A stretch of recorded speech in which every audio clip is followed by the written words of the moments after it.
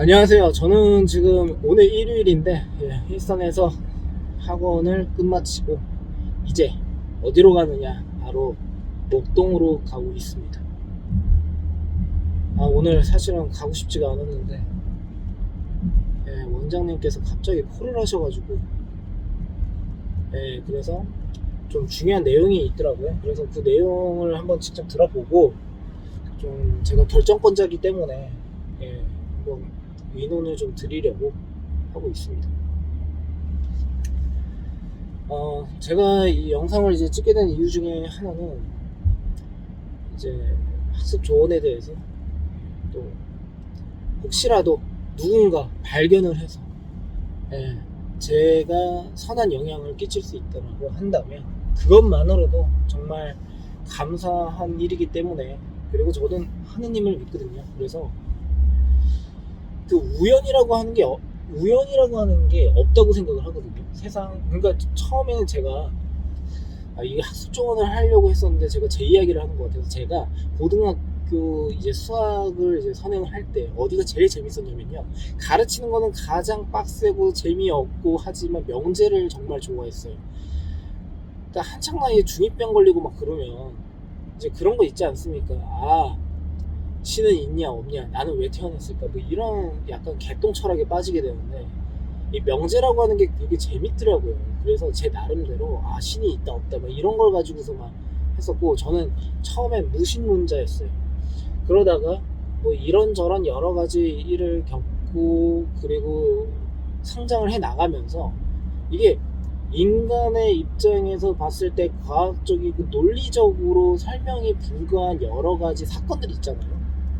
그러니까 이 사건들을 내가 설명을 하려면 이게 제 머리로는 나오질 않으니까, 그때는 모든 논리를 동원했음에도 불구하고 설명이 불가한 것들에 대해서는, 그때는 진짜 신이 있긴 있는 것 같다 라는 생각을 좀 해가지고, 이제 천주교 신자가 됐고 세례명도 받고, 그래서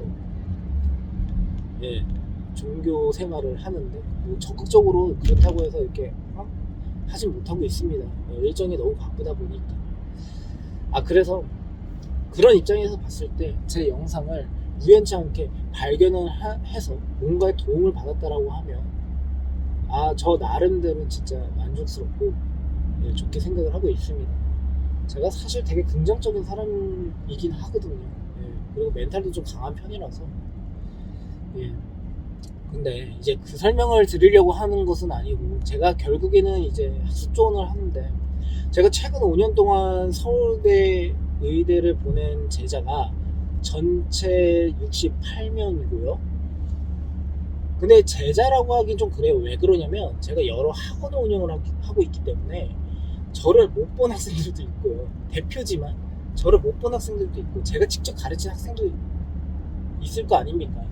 그래서 솔직하게 말씀드리면, 그 중에서 24명은 제가 직접 가르쳤던 학생들, 그리고 이제 단과 정규 수업이라기보다는 특강 수업에서 계속 만나고, 그리고 조언을 했었던 친구들, 그리고 뭐 일산에서 직접 제가 가르쳤던 학생들, 뭐 이렇게 다 하면은 순수하게 24명을 보냈네요.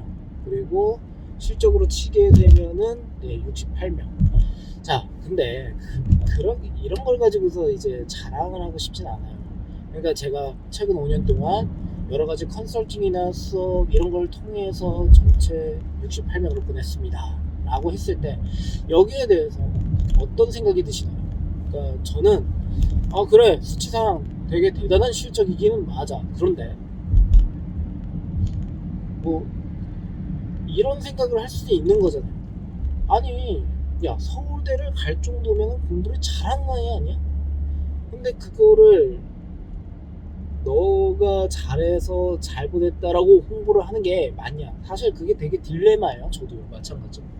아니, 가르쳐봐야 저는 수학만 가르쳤는데, 그거 가지고서 이제 이 아이의 입시 실적을 온전히 제 덕으로 둘 수 있느냐, 뭐 이런 것에 대해서는 저도 여러 사람들이 말을 하는 것에 공감을 합니다.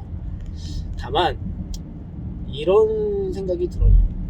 서울대 의대를 갈 정도의 학생이면 공부를 잘하는 학생은 맞는데, 그 결과만을 가지고서 과정상 항상 이 친구가 잘했다라고는 단언하기가 어렵다라는 거죠. 그 전체 학생들이. 그러므로 제가 여기에서 말씀드리고 싶은 것은 뭐든지 저도 수학을 좋아하고 과학을 좋아했던 사람이지만 처음부터 수학, 과학을 잘했느냐? 올챙이적 시절은 분명히 있었다라는 겁니다. 예. 그래서 이 학생들의 공통점이 무엇일까에 대해서 생각을 해봤고, 근데 왜 이 생각을 했느냐라고 한다면 결국에는 제가 가르치고 있는 학생들뿐만 아니라 여러 학원을 운영을 하면서 결국에는 학습 시스템을 만드는 사람 중에 하나인 거 아닙니까? 그러니까 이 시스템을 어떤 식으로 내가 구축을 하게 되었을 때 조금 더 좋은 시너지가 날까, 효과가 날까, 이것에 대해서 고민을 한다라는 거죠. 근데 여기에서 저는 조금 더 어떤 생각을 좀 했었냐면요. 이 학생들 전체, 그러니까 실적이 좋은 이 학생들 전체에 대한 공통점도 분명히 있지만 수학을 못했던 아이가 잘해서 좋은 실적이 나는 경우에 대해서 이제 생각을 했었던 거예요. 거기에 대해서 조금 더 포인트를 뒀어요. 왜냐하면 이제 보통의 학생, 여러 학생들한테 적용을 할 수 있는 그러한 모범 사례가 되려면 예를 들어서 초등학교 때부터 잘했던 아이나 아니면 중학교 1학년 때부터 잘했던 아이, 이런 친구들 같은 경우에는 제 생각에는 본래 잘했던 그런 능력이 있었던 것 같고요. 그래서 이제 제 입장에서 보게 되면 결국에는 이제 다수의 학생들한테 적용 가능한 그러한 표본을 끌어내는 게 되게 중요하다, 이런 생각을 했습니다. 그러다 보니까 이제 제가 드리고 싶은 것은 이 친구들을 이렇게 조사를 해보면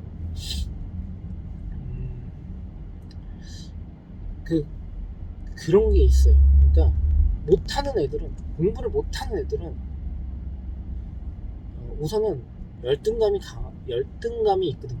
이게 강하다 약하다를 떠나서 열등감이 있는데 그 열등감을 어떻게 해소를 했느냐가 중요해요. 그러니까 어떤 친구 같은 경우에는 지는 능력도 안 되면서 열등감은 많고 자격지심은 있어가지고 남잘되는 꼴은 못 보겠고 맨날 남을 깎아내리는 것에만 온 정신을 그냥 집중을 하는 아이들이 있습니다. 예. 말을 해보고 상담을 해보면 처음부터 쉴드 치기 바빠요. 자기 생각은 이렇다 저렇다 하면서 그렇게 되면은 이제 사실상 방법이 없습니다. 예. 방법이 없고 그런 친구들은 본인이 스스로 깨달을 때까지 제가 시간을 주는 수밖에 없어요. 네. 그런데 그게 아니라 이런 친구들이 있어요. 본인의 열등감을 그냥 인정을 해버리는 학생들이 있거든요. 이런 학생들은 진짜 제가 어떻게까지 말을 하고 싶냐면요, 정말 용기가 대단하다, 인정을 해줘서 고맙다. 그러면 왜 그게 중요하냐면 본인의 부족한 점을 인정을 하잖아요. 그러면 거기에서 어떤 거를 바꿔야 하는지에 대한 설명을 하고 납득을 시키는데 상당히 쉬워집니다. 그래서 공부를 못했던 아이가 잘하는 이유 중에 하나는 결국에 그거예요. 본인의 열등감을 인정하고 본인이 반성을 해야 할 것을 정확하게 인정해서 결국에는 본인의 약점 자체를 찾아서 극복을 했다라고 할 수가 있어요.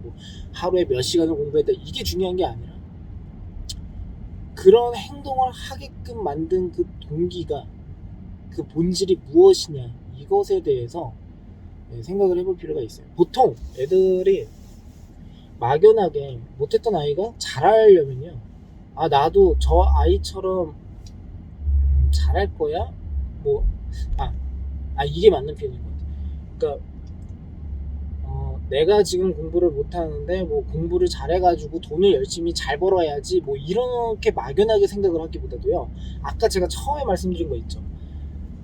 무시당하기 싫고, 그리고 나도 저 친구만큼 잘해보고 싶어 라고 하는 강한 그런 그 욕구, 이런 게 좀 있어야지 바뀐다라는 생각을 하고 있거든요. 예. 그러니까 실질적으로 보통 학생들을 이렇게 같이 제가 공부를 좀 해보면, 석영이 너무 좋네요, 진짜. 그런데 몇 점을 올려야지 올릴 거야 뭐 이런 식으로 공부를 하는 친구도 있겠지만, 그런 학생들보다 되게 사소한 어떤 이벤트가 있었어요. 그러니까 뭐 말을 같이 하는데 어떤 친구가 너 그거 모르잖아 뭐 이런 식으로, 그러면서 왜 나를 무시하냐 뭐 이런 식으로 말하면, 너 원래 공부 안 했었잖아 뭐 이런 식으로 약간 상대편 학생이 그렇게 이렇게 툭툭 내던지는 그 말 한마디에 상처를 입어가지고, 예, 화가 많이 난 거죠. 그래서 바뀌는 경우가 많아요. 예. 근데 그렇게 바뀌는 거면 정말 잘 바뀐 거죠. 정말 대단한 겁니다. 예. 근데 대부분은 하기는 싫고, 진짜 뭐 하라고 하니까 하긴 하는데, 예. 이게 억지로 막 끌려가다시피 하니까 이게 제대로 된 성과가 안 나온다라는 거예요. 예. 왜냐면 억지로 끌려간다라는 것 자체가 나를 위해서 하는 게 아니거든요. 남한테 남의 눈치가 보이니까 하는 거지. 예, 그래서 그런 거를 한번 생각을 한번 해보셨으면 해요. 그리고 제가 가르쳤던 학생 중에서 기억에 남는 학생이 8등급인가에서 1등급까지 간 학생이 있거든요. 8등급이면요 몇 점인지 아세요? 수학이 모의고사 기준으로 해서 10점이 안 돼도 8등급이 나오거든요. 그러니까 9등급은 정말 더 대단한 거죠. 찍어도 9등급은 안 나올 것 같은데, 8등급이면요 그냥 중학교 기초도 없는 아이예요. 예. 뭐 본인이 공부를 안 했다 뭐 이럴 수도 있지만 그냥 기초가 없는 아이. 근데 이 아이가 1등급이 되려면, 그래서 두 번째를 말씀을 드리면, 인정을 하고 약점을 찾아 나가는데 수학이라고 하는 게 생각보다 되게 막막하거든요. 기초가 없으면. 왜냐하면 예를 들어서 2학년이나 1학년 학생들이 예를 들어서 수학 상이나 뭐 이런 걸 공부를 할 때 내용을 보고 이해를 해야 되잖아요. 근데 그 내용을 쭉 읽음에도 불구하고 용어가 제대로 정리가 안 되니까 되게 막막하고 어디서부터 건드려야 될지도 모르겠고, 그 용어에 대해서 찾아보면은 또 그것에 대한 설명에서 또 이해가 안 가는 게 있어요. 제가 짧게 결론적으로 이렇게 말씀을 한번 드려보면요, 그냥 그렇게 계속 찾아가면서 공부를 해야 되는데, 그렇게 되었을 때는 사실 너무 진이 빠지니까 차라리 기초 수학, 예를 들어서 내가 중학교 때 개념도 좀 잘 이해가 안 간다, 부분적으로만 이해가 된다 라고 한다면 그냥 중등 수학부터 그냥 깔끔하게 시작을 하는 겁니다. 예, 그게 제일 좋아요. 그게 그렇게 되지를 않으면,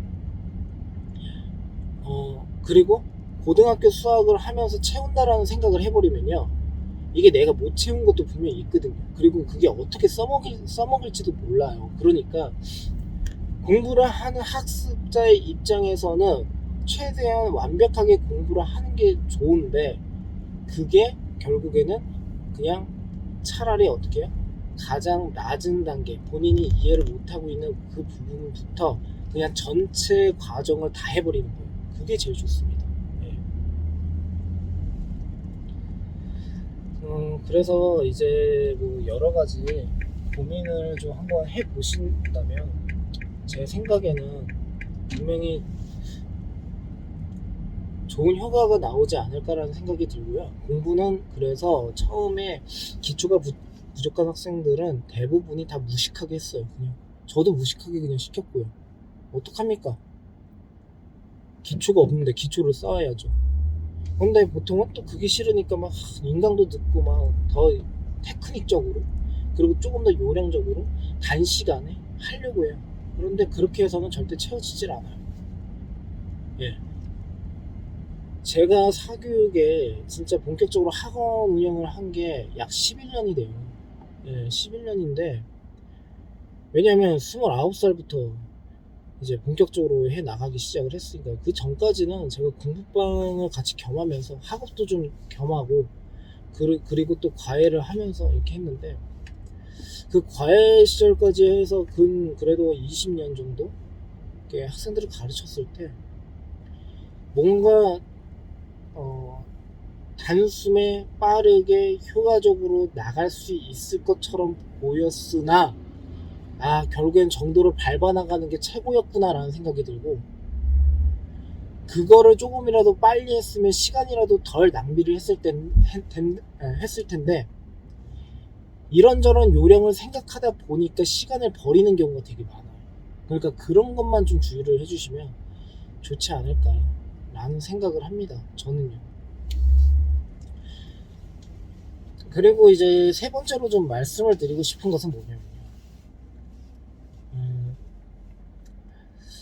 좀 이거는 되게 중요한 것 중에 하나가 또 이제 마지막 세 번째로 할게요. 루틴이 정말 중요합니다. 이거는 상위권이든 중위권이든 하위권이든 상관이 없어요. 성적을 올리려면 루틴이 정말 중요해요. 근데 보통 공부 못하는 애들이 어떠냐면 오늘은 막 삘 받아서 공부가 막 잘 된다고 해서 막 스터디 카페 막 가서 막 공부도 하고 막 그래요. 근데 꼭 친구를 달고 다니더라고요. 물론 친구랑 같이 가는 거 뭐 나쁘진 않는데 어찌되었든 간에요. 이날은 공부를 열심히 하고 저날은 공부를 잘 안 하고 오늘은 기분이 안 좋아서 안 하고 오늘은 좀 피곤해서 안 하고 진짜 변명이 정말 많죠. 공부를 못하는 이유가 다 있습니다. 예, 이런 친구들은요. 근데 본인은 그게 상식이야. 그러니까 또 공부를 못해요. 엄마나 선생님이 혼을 내면 또 그거 하나 가지고서 또 되게 서운해요. 왜? 생각이 되게 단순하거든. 그분들은 네. 혼이 난 이유가 있고 그거를 조금 더 냉정한 시각으로 볼 수 있어야 되는데 항상 감성적으로만 생각을 하니까 항상 감성적으로 공부를 또 하니까 이랬다 저랬다 했다 안 했다 하니까 결국에는 성적이 또 안 나와요. 그리고선 나중에 가서 또 후회를 하죠. 그래서 이 감정을 최대한 통제할 수 있는 것은 생활 규범이거든요.